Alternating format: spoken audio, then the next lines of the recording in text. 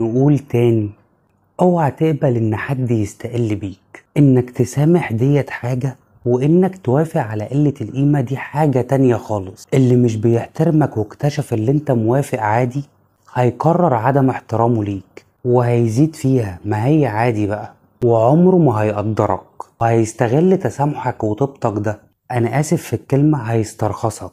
مش بس كده، ده انت كمان اديته قلم في نفسه وعلمته ازاي يستقل بالناس، مش بس بيك انت بس. كرامة الناس مش لعبة، انت غالي قوي. اللي ما يعرفش قيمتك ملوش حسابات معاك ولا ينفع يبقى ليه مكان في قلبك. وطبعا انت مش هتكرهه، لان ديت مش اخلاق ولاد الاصول، بس لازم تاخد موقف ولازم تواجه لو تقدر.